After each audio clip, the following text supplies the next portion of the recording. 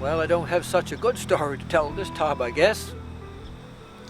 But however, we had a fire here Saturday, and as you can see, I lost everything. Sad part is two of my wagons I lost. You see the one that was over there, underneath all that rubble, that was the original one that Lloyd Lance restored. We found the date on it, 1888. These are all replica built by him. He's 90-year-old today, and his wife Lila looks after him very well. They look after each very well. Anyhow, it's gone. I lost all my shoeing gear, was all in there, and my horses all right now need to be shod tomorrow rather. Lo and behold,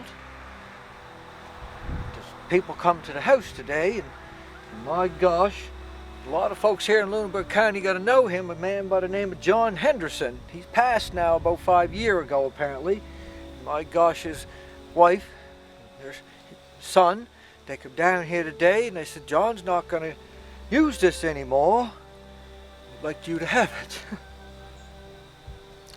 Now I get my horses all shod tomorrow and nothing to worry about there. I thank you very, very much, people. So I decided I'd pick my favorite Christmas bug and make a Christmas wish list, I guess. Wow, come that fast. Mr. John Henderson, I thank you. However, I did make a phone call today, and my good friend Jason Bezanson, and he found a set of stocks. I can get my horses all shod in, and he's gonna bring them down so I can use them tomorrow. That's pretty amazing. So they'll be all looked after. My barns, it's all fine. Pick up the pieces from here somehow, I guess.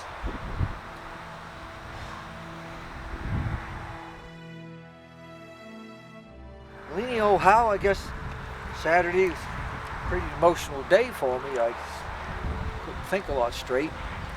My gosh, CBC Radio Canada called me up. CBC Radio, I mean. And I was talking to her, and holy gosh, it just come to me. A good friend of mine, client I work for, Duncan and Pam Crowdis, cut a bunch of logs on their land last winter. He gave them to me, gosh darn. And I got them trucked here and got them sawed out this spring, you see, and plan on building a piece on the barn, maybe a blacksmith shop right there. My gosh, I got to thinking, there's enough lumber there I can build a brand spanking new building. Now I'll have to raise some money somehow, I guess, for metal for the roof.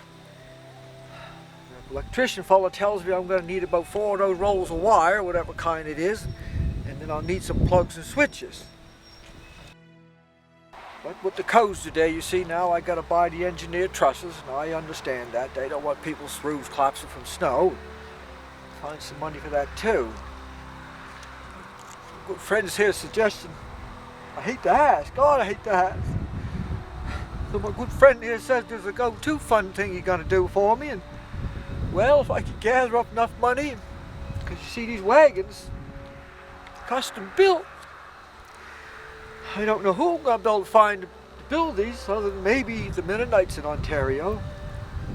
I'll have to get them down and show them what we did, because these are built super strong and sturdy, that they wouldn't break. It's safe, you see. I have no idea what it would cost to get one of these built today, because you see, he's 90 years old. We did a lot of barter trading. He's a wonderful man, him and his wife Lila. And his boys even had help into it, doing all the iron work, the springs and such. But the original one, that one drove the best. When I sanded it off and sandblasted off in the beginning, found the date. I proudly told that date and made a joke out of it all those years when I drove it. So we restored this old wagon and found a date on it. February 7, 1888. Almost as old as me. People would laugh.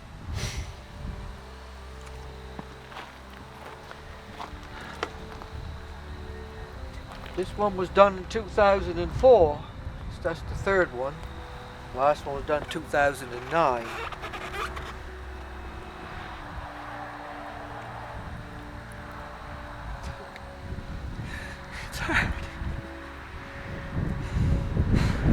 see, folks, it costs a lot of insurance, Trot time, and all the other insurance I need to put in place to be responsible, of course. When you're self-employed, you got to do these things.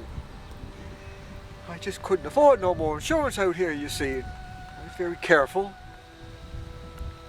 But my son showed up, you see, with his wife, Brittany, and my new granddaughter, you see. And I was on in here doing some welding, and using the cutting torches a bit.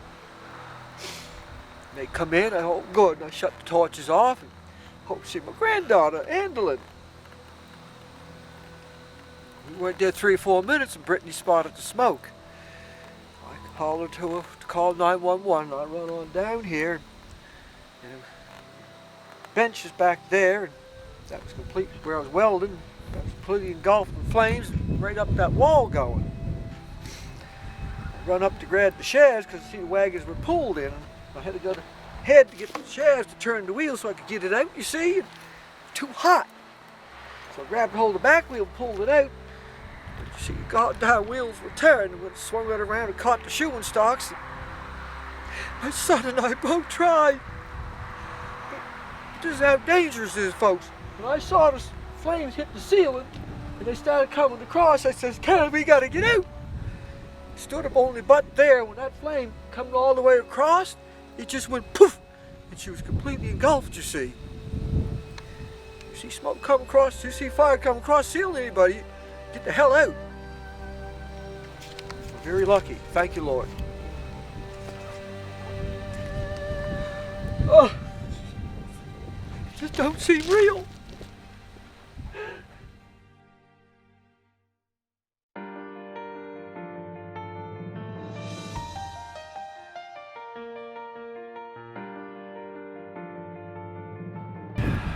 Well, folks, I'll pick up the pieces and we'll move from here, but it's amazing how stuff can happen. I was rooting through here last night trying to find shooting gear and stuff. Come across, I had a set 8 brand new rubber horseshoes. I was in Charleston, I think it was that time, convention, horse and buggy convention, Kona, Carriage Operators North America. Anyhow, we're there, and I ordered these rubber shoes. They said they was a wonderful thing. Well, they are. The trouble is you wear them out for 5 days. So I kept them here, just never know. We might do a parade one day. Anyhow, the other 7 are completely gone. That one only got a little scorch. I'm going to hang that in the new wagon house, you see. That's my lucky horseshoe. It's going right alongside John Henderson's shoe. There's one in his shoeing gear he gave me, you see. That's what I'm going to do. Anyway, folks, I got all the lumber out there. And I got a bunch of fellers and wants to come, and we'll find some more. And they tell me they can put this building up, have it tight for me in 2 days. We get the gang going, and I'm going to open up my house to the wives and the girls, and they can go up there and they can look in the freezers and barbecue whatever they want and feed the men. I asked Lloyd Lance just a bit ago, he was here. I feel so bad about these wagons. But anyway, I guess can't do much about it. They're burnt, gone. But anyhow, I guess it's to try to raise some money, folks. Powerfully obliged. As I said, I don't ever ask for much. I asked a lot from the banks over the years. They're in the business for that, I guess. I know I had people help me a lot over the years too. I'll try my best. Anyway, we want to get this thing up. There's too many children that we got to make happy, you see. God, one the other day drove by, a little fella sounded about 5-year-old, he just squealed. He said, Mom, there's a horse. Then he did it again, there's another one, he says. That's just music to my ears. So yes, between us, town of Lunenburg, and all the wonderful people, we're going to rise from these ashes, and we're going to have a, yes, Drake Lloyd was here, and he says, he's pretty near 90. He can't remember when the last time there was a barn raising. We're gonna pull one off. Maybe we get someone to take pictures every half hour. Yeah, I think we will, something like that. Well, folks, all I can tell you, we're busy, and I know you're busy, so you got to get going. I got to get going, and I'll see you somewhere, or maybe on the waterfront. Thank you.